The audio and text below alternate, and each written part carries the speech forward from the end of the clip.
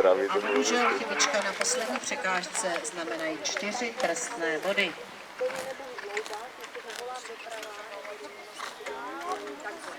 A na startu vítáme Jiřího Dostála na koni Aleko, dvojce z jezdecké stáje Silvio.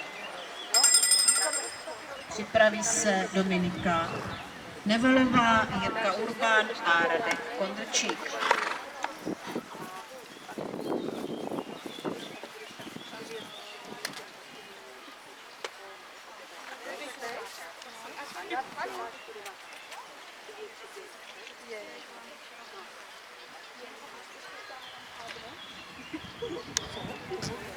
Aleko je rovněž 5letý kůň a i u tohoto koně vidíme velmi kvalitní skokový původ.